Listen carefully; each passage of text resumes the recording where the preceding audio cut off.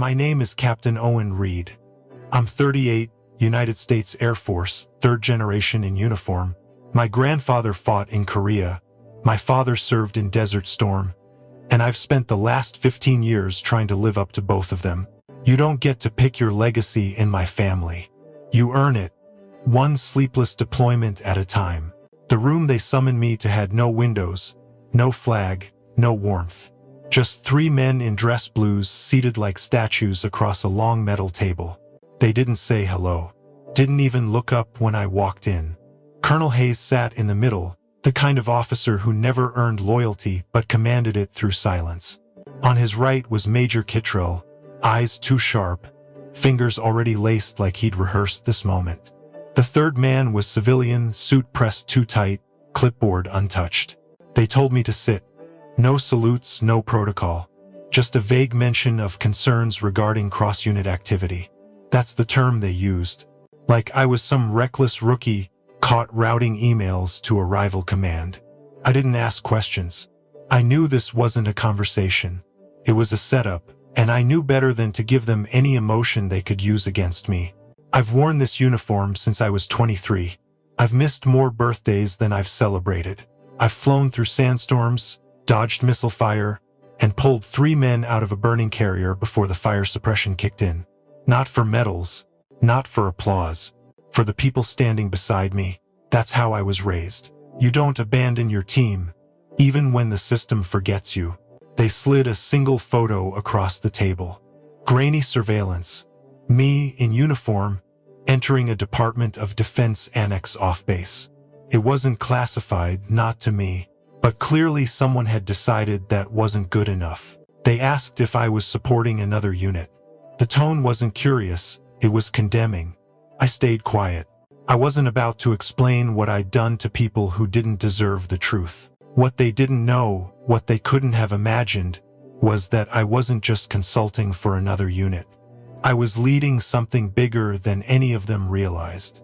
They thought they were questioning a rogue officer, but what they were really doing was firing a man they never truly understood. I enlisted right out of college. No delay, no second thoughts. My papers were signed before I even walked the graduation stage. First assignment dropped me into Ramstein, Germany, cold and unfamiliar. I was barely 23, learning what real discipline looked like from men who'd bled on sand I'd never stepped foot on. My job wasn't glamorous. It was logistics, movement, supply chains, but I did it with everything I had. 6 months in, I volunteered for my first deployment. Iraq, heat like a furnace, air so dry your lungs cracked. It was supposed to be a low-risk rotation. Instead, we lost a convoy on day 4. That night, I helped carry 3 bodies back under blackout. No cameras, no news headlines, just silence and blood in the desert. That was my introduction. Over the next 10 years, I ran through 3 tours, Iraq again, then Syria, then Afghanistan. Each time, I left a little more of myself behind. I missed the birth of my nephew. I missed my sister's wedding. I even missed my father's funeral. They delayed the Red Cross message until it was too late to make the flight. I remember sitting alone in the base chapel that night, uniform soaked in sweat, wondering if my loyalty even mattered. But I kept showing up. When others tapped out, I leaned in. I took extra shifts, stayed behind to repair broken systems, stood watch for double rotations. One time, we had a systems failure during a dust storm. I had 10 minutes to decide whether to abort an aerial recon or override the software and guide it blind. I chose override. It worked. Barely. No one thanked me, but I saved the crew. Back home, the recognition came in whispers. A coin here, a commendation there. No promotions, no added resources, just empty promises and recycled praise. The system wanted more, always more, but it never gave back.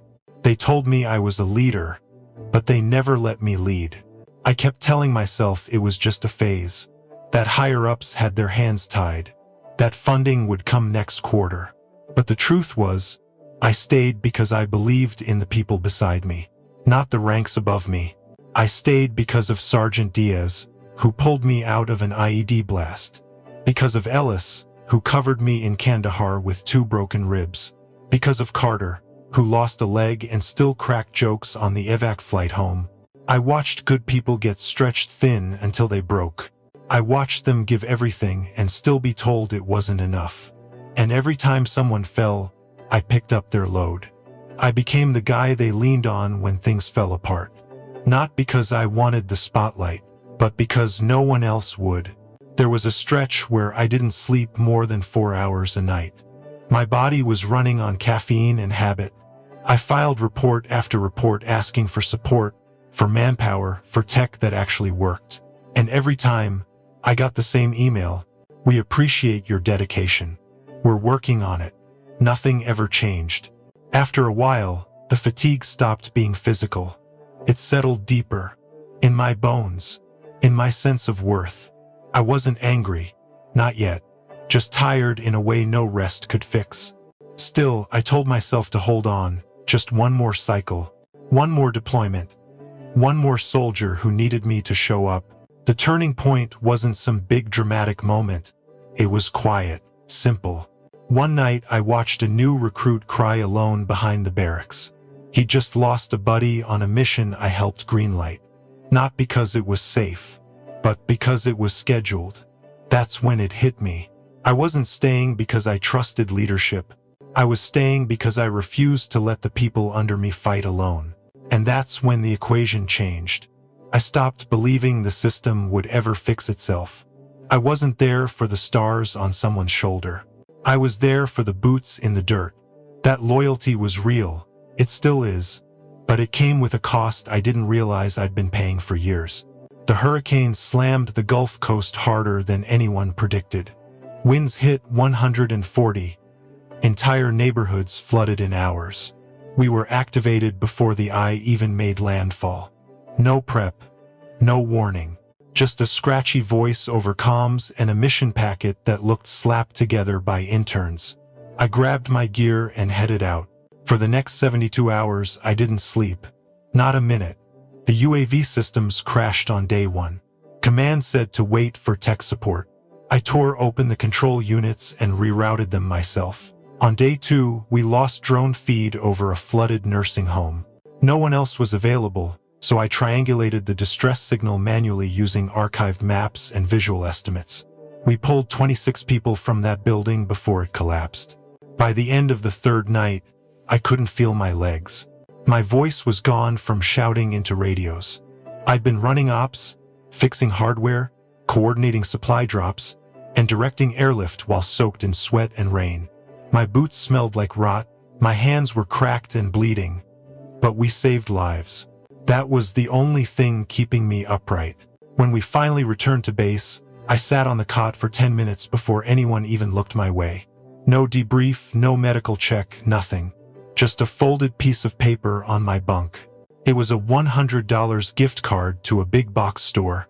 No note, no name. Just the words, appreciation from command. 2 days later, a photo hit the base intranet. 3 colonels, all dry, clean, polished, shaking hands in front of a chopper. The caption praised leadership coordination and strategic excellence. I wasn't in the photo. None of the field crew were. But I recognized the chopper. It was the one I'd kept flying with duct tape and stubbornness during the storm. Something broke in me that day. Not anger. Not right away. It was emptier than that. I just felt hollow, like someone had reached in and scooped out what kept me believing this job meant something more. For years, I told myself sacrifice mattered, that it was seen, that it counted. But they didn't reward it, they expected it. I wasn't the hero of that mission. I was the tool they sharpened and threw back in the drawer. The effort didn't earn respect. It bought silence. $100 and a cropped-out photo. That was my thanks. And in that moment, I knew something had to change. I didn't say it out loud. I didn't storm into anyone's office. I just stopped pretending that loyalty would ever be enough. I wasn't about to quit, but I also wasn't about to bleed for people who only saw me as a name on a duty roster. That storm didn't just flood a coast. It flooded the last part of me still holding out hope. After the storm, I stopped sprinting, not out of laziness, out of survival. I still showed up before sunrise, still hit every target, every mission, every mark.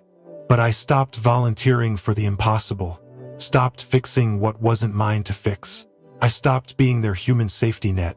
That shift gave me something I hadn't felt in years. Space. Breathing room.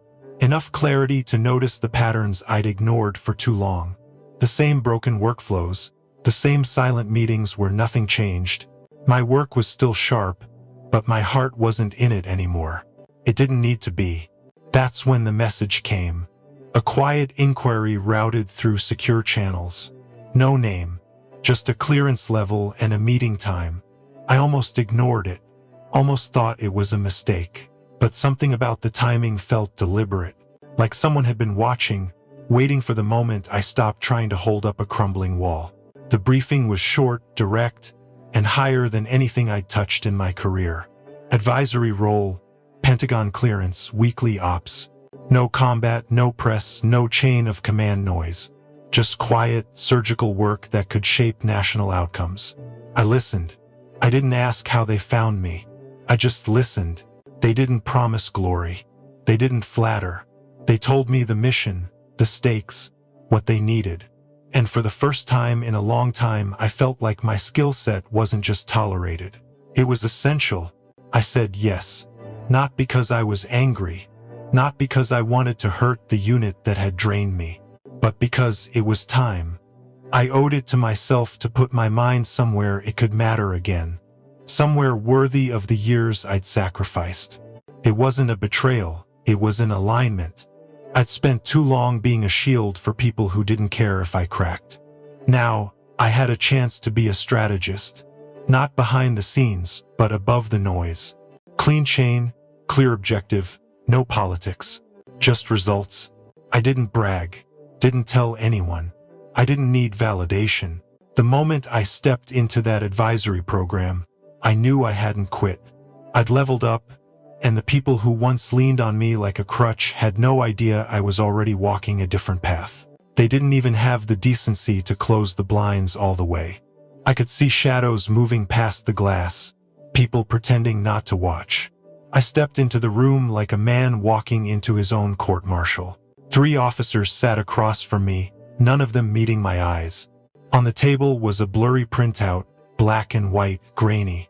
I didn't need to look twice to know what it was. Me, walking into the Pentagon's east entrance at 0400 hours. Civilian jacket, low profile. The kind of mission that came with silence, not explanations. And yet, here I was, being called a traitor by men who knew better. They didn't ask questions. They made statements.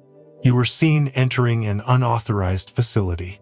This constitutes a breach of duty, potential violation of Article 92. I didn't flinch. I asked one thing.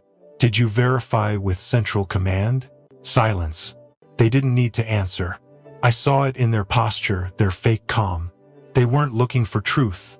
They were looking for a paper trail, something they could file, sign, and seal away. I gave them nothing.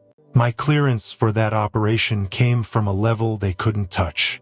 I'd been tasked with auditing a critical vulnerability protocol, something way above their pay grade.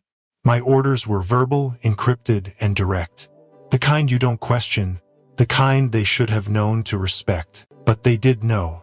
That was the twist. They knew everything. They had gotten the clearance memo 3 weeks earlier. The photo wasn't about catching me. It was about controlling the narrative. I was making too much noise, asking too many questions. Too many requests flagged in red: staffing, accountability, command failure during joint drills. My reports were getting attention, and attention was dangerous. So they did what weak leaders do. They weaponized ambiguity, used the secrecy of the mission as a loophole. They pretended not to know, so they could frame me for doing my job. And just like that, 15 years of loyalty was reduced to a signature on a discharge form. Dishonorable. Pending review. But the real punishment wasn't on paper. It was the silence. No defense. No appeal. Just a slow, quiet walk out of the only world I had ever known. I didn't argue, didn't plead. I picked up my cap and walked. Each step out of that office was one less burden on my back. The humiliation was real, but so was the clarity. They weren't afraid of betrayal. They were afraid of exposure. I'd seen too much, knew too much. I wasn't just a threat to their comfort. I was a mirror, a reminder of every failure they refused to face. As I crossed the courtyard, eyes followed me. Nobody said a word. Not even the junior officers I'd mentored. Not even the ones who knew the truth. Silence is the language of cowards. By the time I reached the gates, the shame started to fade. Not because I didn't care, but because I knew something they didn't.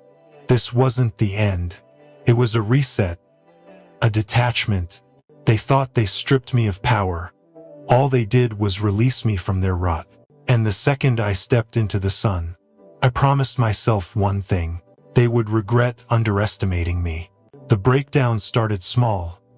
A legacy comms relay failed during a satellite sync. Then a system-wide credential refresh triggered a cascade of locked-out terminals.